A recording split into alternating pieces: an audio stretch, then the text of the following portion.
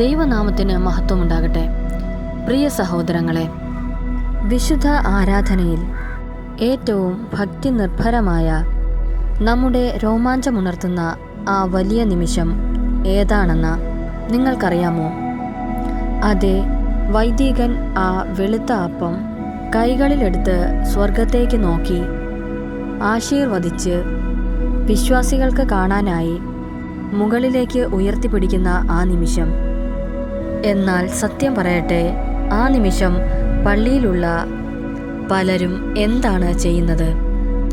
ചിലർ തല കുനിച്ചിരിക്കും, ചിലർ കണ്ണടച്ചിരിക്കും, മറ്റു ചിലർ ചുറ്റും നോക്കുകയോ വെറുതെ നിൽക്കുകയോ ചെയ്യും. പ്രിയമുള്ളവരെ, നിങ്ങൾക്കറിയാമോ ആ നിമിഷം ആത്മീയ ലോകത്ത് എന്താണ് സംഭവിക്കുന്നതെന്ന്?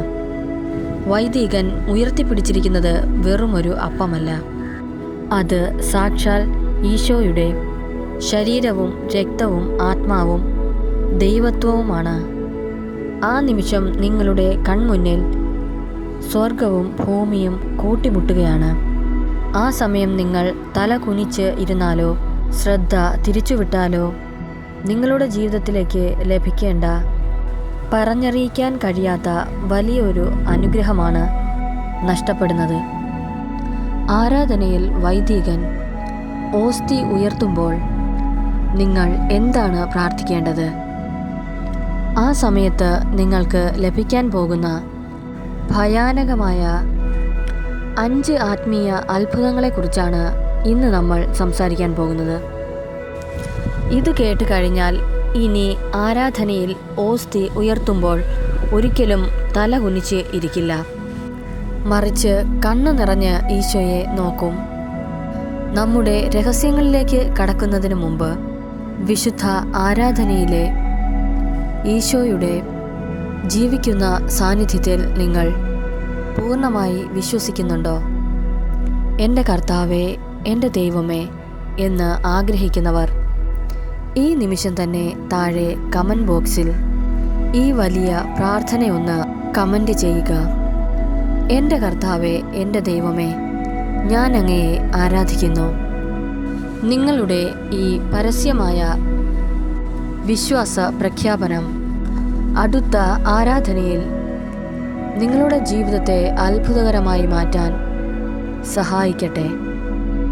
പ്രിയമുള്ളവരെ, ഒന്നാമത്തെ രഹസ്യം, വൈദികൻ തിരുവോസ്തി ഉയർത്തുമ്പോൾ നിങ്ങൾ നിൽക്കുന്നത് നിങ്ങളുടെ ഇടവക പള്ളിയിലല്ല. വചനം ചൊല്ലിക്കഴിയുമ്പോൾ ആ അപ്പം പൂർണ്ണമായും ഈശോയായി മാറുകയാണ്. പിന്നീട് അവിടെ കാണാൻ കഴിയുന്നത് അപ്പത്തിൻ്റെ രൂപവും രുചിയും മാത്രമാണ്. യഥാർത്ഥത്തിൽ ആ വൈദികൻ്റെ കൈകളിൽ ഇരിക്കുന്നത് സാക്ഷാൽ ഈശോയാണ്. വിശുദ്ധർ പറയുന്നു, നിങ്ങൾ ആ സമയം ആത്മീയമായി നിൽക്കുന്നത് കാൽവരി മലയിൽ ഈശോയുടെ കുരിശിൻ ചുവട്ടിലാണ്. ദൂരെ എവിടെയോ ഇരിക്കുന്ന ദൈവത്തോടല്ല നിങ്ങൾ അപ്പോൾ സംസാരിക്കുന്നത്. നിങ്ങളുടെ കൺമുന്നിൽ രക്തം വാർന്നുകൊണ്ടിരിക്കുന്ന യേശുക്രിസ്തുവിനോടാണ്. ആ നിമിഷം പള്ളിയിലെ മണി മുഴങ്ങുമ്പോൾ അത് സ്വർഗത്തിൻ്റെ വലിയൊരു പ്രഖ്യാപനമാണ്. സകല മാലാഖമാരും ആ നിമിഷം മുട്ടുകുത്തി ആരാധിക്കുന്നു. നിങ്ങളും ആ കാൽവരിയിൽ ഈശോയുടെ തിരുമുറിവുകളിലേക്ക് നോക്കി ആരാധിക്കണം. അതുപോലെ രണ്ടാമത്തെ അത്ഭുതം നമ്മെ ഭയപ്പെടുത്തുന്ന ഒരു രഹസ്യമാണ്. ഓസ്തി ഉയർത്തുന്ന ആ ചെറിയ നിമിഷത്തിൽ സ്വർഗത്തിൻ്റെ വാതിൽ മലർക്കെ തുറക്കപ്പെടും. ആ നിമിഷത്തിൽ ചോദിക്കുന്നതെന്തും വലിയ കൃപകളായി നിങ്ങളുടെ മേൽ വർഷിക്കപ്പെടും. അതുകൊണ്ട് ആ വിലപ്പെട്ട നിമിഷത്തിൽ നിങ്ങളുടെ സങ്കടങ്ങളും ആവശ്യങ്ങളും പൂർണ്ണ ധൈര്യത്തോടെ ഈശോയോട് ചോദിക്കുക. അതുപോലെ മറ്റൊരു അത്ഭുതമുണ്ട്.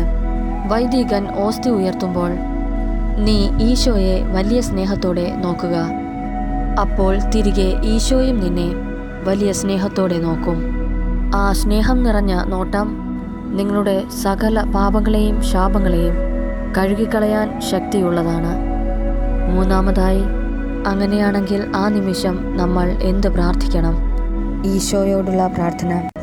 ജീവിക്കുന്ന ദൈവത്തിൻ്റെ പുത്രനായ ഈശോയെ, പാപിയായ എന്നിൽ കനിയണമേ. ഇത് നിങ്ങളുടെ ആത്മാവിനെ വിനയപ്പെടുത്തുകയും ശുദ്ധീകരിക്കുകയും ചെയ്യും. അതുപോലെ പൂർണ്ണ സമർപ്പണം. കർത്താവെ, എനിക്കുള്ളതെല്ലാം അങ്ങേക്കായി ഞാൻ സമർപ്പിക്കുന്നു. ഇത് പറയുമ്പോൾ ആ സാക്രമെൻ്റ് നിങ്ങളുടെ സാക്രമെൻ്റായി മാറുകയാണ്. അതുപോലെ നിങ്ങളുടെ ജീവിതത്തിലെ ഏറ്റവും വലിയ സങ്കടങ്ങളെ പരിഹരിക്കാൻ ഈ നിമിഷം ഉപയോഗിക്കുക. ഓസ്തി ഉയർത്തുമ്പോൾ നിങ്ങളുടെ ശ്രദ്ധ ഒരിക്കലും തെറ്റിപ്പോകരുത്. നിങ്ങളുടെ കണ്ണുകൾ അതിനെ ഉറപ്പിച്ചു നിർത്തുക. എന്നിട്ട് മനസ്സിൽ പറയുക, ഈശോയെ, അൾത്താരയിൽ ബലിയായി തീർന്ന അങ്ങയുടെ സന്നിധിയിലേക്ക് എൻ്റെ മക്കളെ, എൻ്റെ ഭർത്താവിനെ, എൻ്റെ കടബാധ്യതകളെ, എൻ്റെ രോഗത്തെ അവിടത്തേക്ക് സമർപ്പിക്കുന്നു. അവിടുത്തെ രക്തത്താൽ ഇവരെ രക്ഷിക്കണമേ. സ്വർഗത്തിലെ രാജാവ് നിങ്ങളുടെ മുൻപിൽ നിൽക്കുമ്പോൾ നിങ്ങൾ നടത്തുന്ന ഈ മധ്യസ്ഥ പ്രാർത്ഥനയ്ക്ക് ഭൂമിയിലെ മറ്റ് ഏത് പ്രാർത്ഥനയേക്കാളും 10 മടങ്ങ് ശക്തിയുണ്ടെന്ന് നിങ്ങൾ മനസ്സിലാക്കുക. 5-ാമത്തെയും അവസാനത്തെയുമായ രഹസ്യം. സാക്ഷാൽ പരിശുദ്ധ കന്യകാമറിയം അവിടെ സന്നിഹിതയാണ്. കാൽവരിയിൽ ഈശോയുടെ അരികിൽ നിന്ന ആ അമ്മ നിങ്ങളുടെ പള്ളിയിലും ഉണ്ട്. ഓസ്തി ഉയർത്തുമ്പോൾ നിങ്ങളുടെ പ്രാർത്ഥനകൾ മാതാവിലൂടെ നൽകുക.